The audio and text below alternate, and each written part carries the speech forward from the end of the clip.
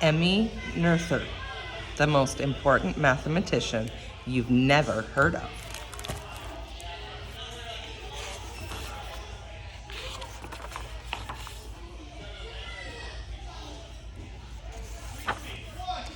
Meet Emmy Noether, the mathematician who solved the mystery of why some laws of physics, such as the law of gravity, never change. Never heard of her? That's probably because not many people have. It's Noether, not Noether, by the way. Emmy was born into a Jewish family in Erlangen, Germany in 1882. And back in her day, girls were supposed to be pretty, gentle, and quiet, cook and sew, get married and have kids, play the piano if their families were fancy, not be geniuses.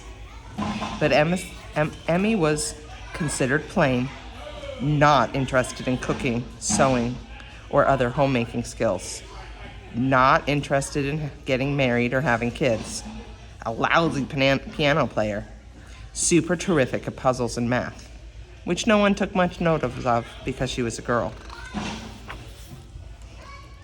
When Emmy was 18 years old, she was supposed to start teaching French at a girls' school. This was considered an acceptable occupation for an unmarried lady. But Emmy decided she'd rather study mathematics at university instead. This was not considered an acceptable occupation for a young lady. In those days, women weren't even allowed to attend university. Her proud and doting father, who was a professor at the local university, pulled some strings so that Emmy could sit in on classes. She could go to the lectures, but couldn't take tests or get a degree. Say it, don't spray it, Emmy. Emmy was much smarter than everyone else in her classes. The other students knew it and didn't much like it. After all, girls were not supposed to be smarter than boys. See page 6. Not be geniuses. They also didn't like her messy hair, her booming voice, or her habit of talking enthusiastically while she ate. See page 6. Be pretty, gentle, and quiet. But her fellow students did like that she helped them with their homework and that she got to take credit for all her they got to take credit for all her nifty ideas, since she wasn't officially a student. So unladylike. When the university finally changed its no woman students rule 3 years later, Emmy was allowed to earn her degree. Then she ran into another problem. Women were not allowed to be professors or teach men anywhere in Germany. Emmy loved math so much that she found a way to teach anyways. She did it for free. That let her keep doing the research she loved and come up with new ways to think about and do math. Just like when she was a student, other mathematicians took credit for her work, or forgot to credit her. They knew they could get away with it. If Emmy spoke up, she could get kicked out of the university, since she wasn't supposed to be there. The very idea. Humph. 999. Utter genius. Meanwhile, another super brilliant, messy-haired person had come up with a thrilling idea. Albert Einstein's general theory of relativity describes how time, space, mass, and gravity are all connected. And it was a thing of unparalleled beauty. Almost. You see, the thrilling idea seemed to have a hole in it. Oopsie. Einstein's theory depends on some well-known laws of physics that explain the physical world. They are laws because, as far as we know, they can never be changed or broken. For example, when you drop a bowling ball, you can be sure it will fall down, not up. That's because its behavior is ruled by the law of gravity. And when you roll a bowling ball, you know it will move in a nice, predictable line rather than wandering off to do loop-de-loops all by itself. Its behavior is ruled by the first law of motion, which says objects in motion stay on a predictable path. Let's take a close look at this problem. Poof! Einstein's general theory of relativity involves the conservation of energy principle, which says the amount of energy in a system must be conserved or kept exactly the same, no matter what. For example, a bowling ball can't magically be created out of nothing, and neither can energy, nor can energy be destroyed. It can move from here to there or even change forms, but the original amount always exists somewhere. Last but not least, it can't turn into something else completely. A bowling ball could never become a donkey. But the general theory of relativity appeared to be breaking that principle. When real numbers were used to prove the theory, it looked as if energy was disappearing. That was the hole. Many of the great scientists of the day tried to solve the problem. They couldn't. Several of the greatest mathematicians of the day were called in. They were stumped too. In desperation, they called Emmy Noether. You see, as a Jewish female mathematician, Emmy had always been an outsider, and outsiders often come up with their own ways of doing things. That, as it turns out, was one of Emmy's secret superpowers. Ugh, not her. Actually, I believe it's pronounced Noether. When most of Emmy's fellow mathematicians developed their ideas, they would start with known equations and formulas. But Emmy's method was to look first for any larger patterns. For example, if Emmy were to study socks, she wouldn't worry about details such as what kind of thread was used to sew them. She was more interested in figuring out sockness, or what makes a sock a sock. And it was this outside-in approach that helped Emmy pinpoint the reason for the problem in the general theory of relativity. Clothing plus feet equals sockness. Warm tootsies. She discovered that everyone had been looking at an area of space that was simply too small. When she widened the view to show the big picture and a big enough area of space, it became clear that energy was not disappearing. It still existed, but had moved to a place outside of where people expected it to be. Energy had been conserved all along. Super Emmy had sewn up the hole in Einstein's grand theory by proving the part of it that no one else could. Everyone, including Einstein, was impressed and grateful. The general theory of relativity became super famous, and so did Albert Einstein. Emmy, however, did not. She didn't mind, though. She was still doing work she loved. Besides, it led her to all kinds of new and exciting ideas. Albert Einstein. While working on the general theory of relativity, Emmy had noticed an intriguing mathematical pattern in the data, patterns that led her to an important discovery. The mathematical laws of symmetry and the physical laws of conservation are connected. This discovery proved that each conservation law is paired with a symmetry law, and that led Emmy to understand why the laws of physics are laws and can't be broken. It also proved certain kinds of physical events will always occur in exactly the same way, symmetry, whether they happen now or later, here or there, while standing still or in motion. As obvious as this might seem, no one had ever proven it, and that made it a very big deal. In fact, Noether's theorem was, as the discovery is still called today, was as revolutionary and earth-shaking as the general theory of relativity. It completely changed our understanding of the universe. And Emmy wasn't done yet. She went on to figure out new math concepts that would be used by scientists to help them understand atoms and by future mathematicians to develop computer software. So why in the world don't we know as much about Emmy Noether as we do about other important scientists? You might have already guessed the part of the reason. She worked in a field of study that didn't welcome women, and her male colleagues didn't even think to give her credit when they used her work or included it in her own. The rest has to do with a terrible twist of fate. Things had started to go pretty well for Emmy by the early 1930s.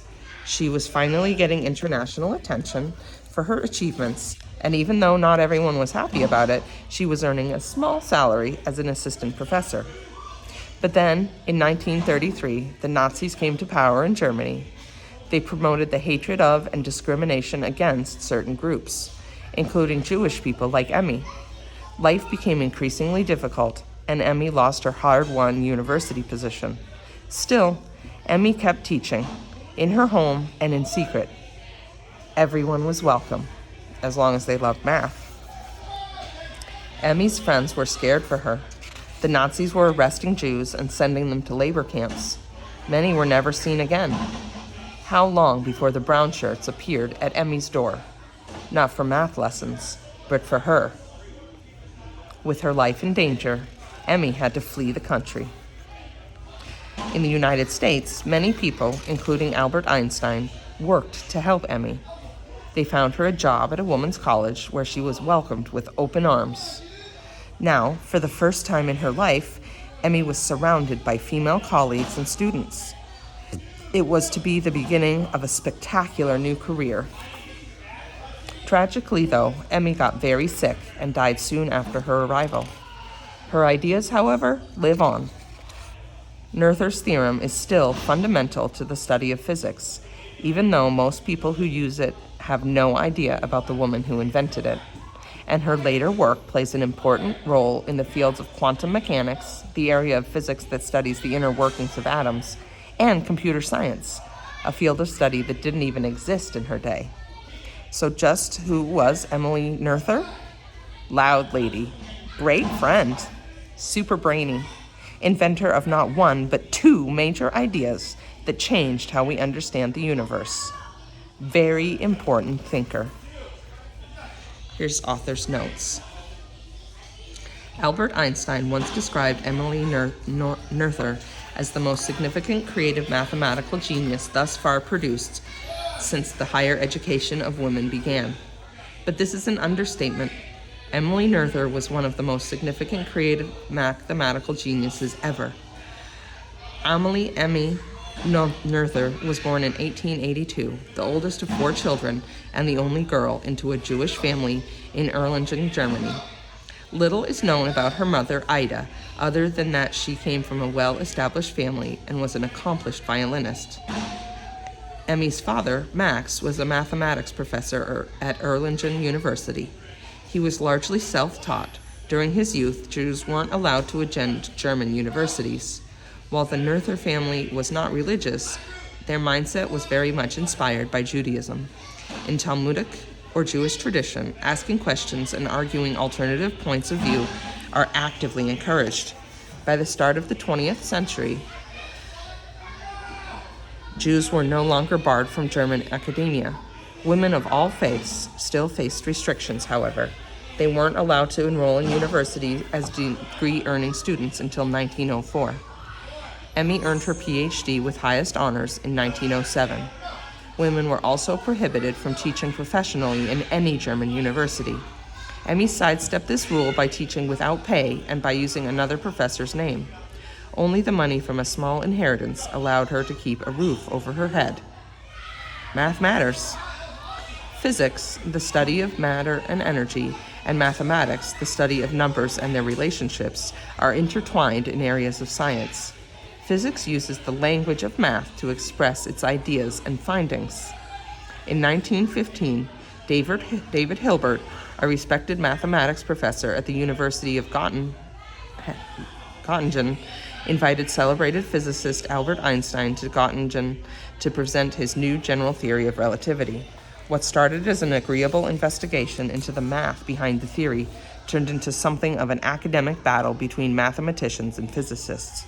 When mathematicians tried to write an equation for conservation of energy within the framework set out by Einstein's theory, the results never made sense. So Hilbert invited his brilliant former student, Emmy Noether, to come work on the puzzle.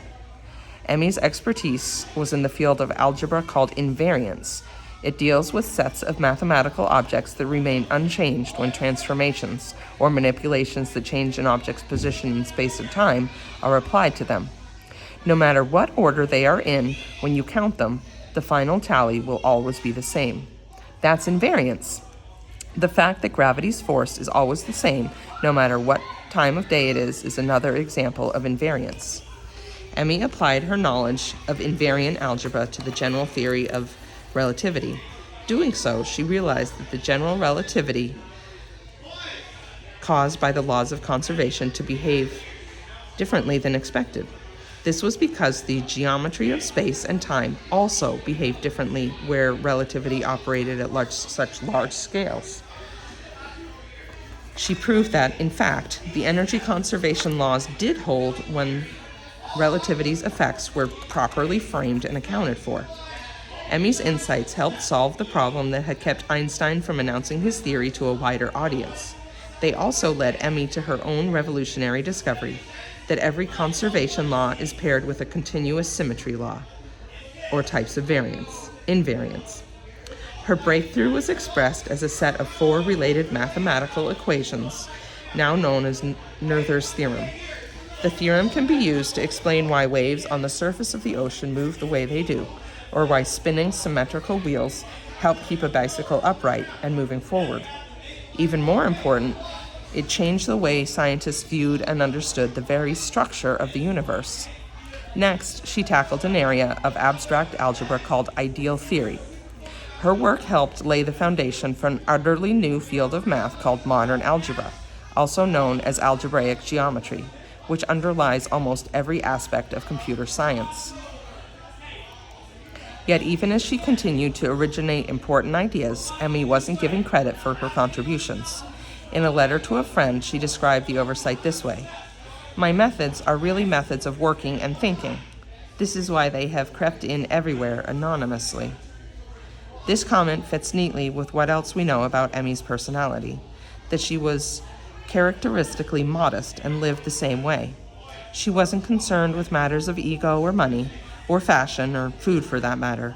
She wore the same baggy clothes and ate the same simple foods every day.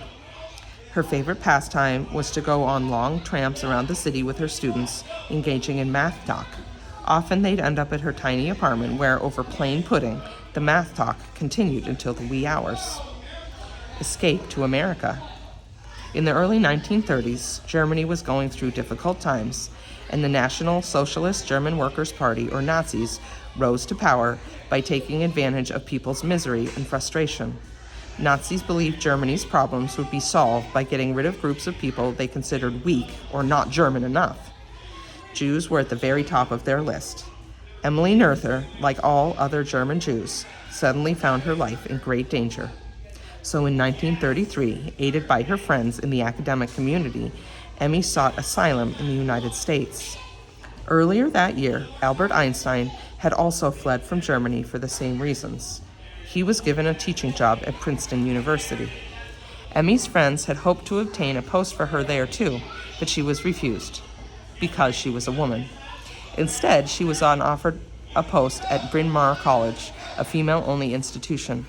While it was an excellent opportunity for the short term, there was no promise her contract would be renewed. Bryn Mawr only offered instruction for undergraduates, and Emmy's work was too advanced for her students. Then in 1935, Emmy found out she needed an operation to remove a tumor. The operation appeared successful, yet a few days later she developed a high fever and died shortly thereafter. She was only 53 years old. Emmy's legacy. In her short lifetime, Emmy achieved an incredible number of accomplishments. Her work helped scientists understand the fundamental structure of the universe. It also led to the development of technologies we all now rely on, such as computer, hardware, and software. Emmy Noether was a trailblazer who persevered in a field she had chosen for herself, and in the face of many obstacles, and succeeded beyond everyone's expectations. Today, she is finally beginning to get credit for her monumental accomplishments.